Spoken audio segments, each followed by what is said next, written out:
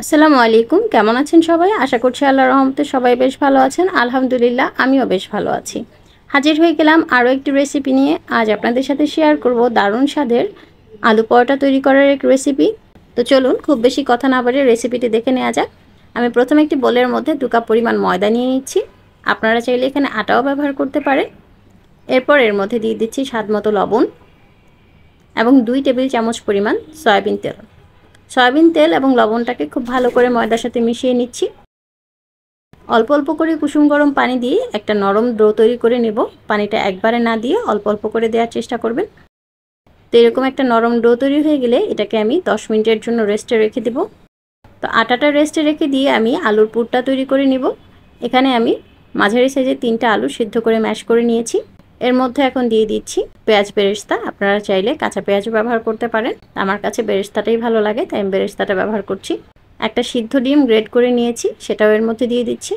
দিয়ে দিচ্ছি কিছু চিলি ফ্লেক্স, এরপর ধনিয়া পাতা কুচি, 2 চা চামচ পরিমাণ চাট মশলা, স্বাদমতো লবণ এবং সামান্য সরিষার তেল। সব কিছু দিয়ে একসাথে ভালো করে মেখে নিব। মাখানো হয়ে গেছে।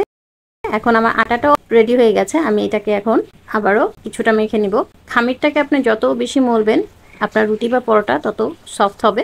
তো এটাকে ভালো করে একটু মথে নিয়ে আমি আমার পরিমাণ মতো লেচি কেটে নিচ্ছি। আমি 2 কাপ ময়দায় 6টা লেচি কেটে নিয়েছি। এরপর এগুলোকে গোল গোল শেপ করে নিচ্ছি। এর উপরে আমি কিছু শুকনো গুঁড়ি দিয়ে দিলাম। এখন এগুলোকে একটা সাইডে রেখে দিব। এরপর এক এক করে এগুলো বেলে নেব। রুটিটা বেলা হয়ে গেলে এর মধ্যে আমি 1 চা চামচ পরিমাণ তেল দিয়ে দিচ্ছি। তেলটা পুরা রুটির মধ্যে আমি ভালো করে মেখে নেব।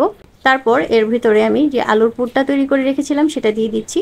এভাবে লম্বা করে দিয়ে রুটিটাকে একটা রোল তৈরি করতে হবে। এরকম একটা রোল তৈরি করে নিলাম।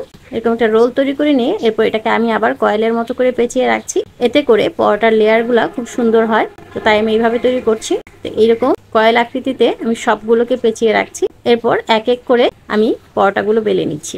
তো দেখুন পরোটার ভিতর থেকে কিন্তু আলুগুলো বের হয়ে আসছে না, খুব সুন্দরভাবে বেলা হয়ে যাচ্ছে।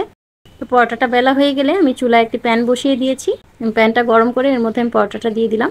এরপরে লো মিডিয়াম ফ্লেমে পরোটাটা ভেজে নিতে হবে, যাতে করে পুড়ে না যায় এবং ভিতরটাও ভালোভাবে কুক হয়ে যায়। তা আমি খুব ভালোভাবে উল্টে পাল্টে রুটিটাকে ঘুরিয়ে ঘুরিয়ে ভেজে নিচ্ছি। দেখুন এক পাশ অলরেডি ব্রাউন কালার হতে শুরু করেছে। তো এই পর্যায়ে আমি এর মধ্যে দিয়ে দিচ্ছি সয়াবিন তেল। সয়াবিন তেলটা দিয়ে আবারও ভালোভাবে উল্টে পাল্টে পরোটাটাকে ভেজে নিতে হবে একদম গোল্ডেন ব্রাউন কালার হওয়া পর্যন্ত।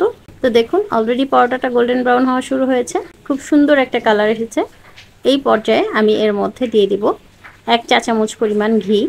ঘিটা দেওয়ার উদ্দেশ্য হচ্ছে এর ভিতর থেকে খুব সুন্দর একটা স্মেল আসবে। আপনারা চাইলে ঘিটাকে স্কিপ করতে পারেন, তাতে কোনো সমস্যা নেই। তো আমার পরোটাটা এখন দেখুন একদম রেডি। এখন আমি এটাকে প্যান থেকে নামিয়ে নিচ্ছি। তো এটা যে কোনো সবজি, গরুর মাংস বা মুরগির মাংসের সাথে খেতে কিন্তু খুব ভালো লাগে, অথবা শুধু আচার দিয়ে খেতেও বেশ ভালো লাগে। তা আমি এখানে বাচ্চাদের জন্য মটরশুঁটি আলু দিয়ে চিকেন করে দিয়েছিলাম, সেই সাথে একটু সালাদ দিয়ে এটাকে পরিবেশন করলাম। খেতে বেশ ভালো ছিল।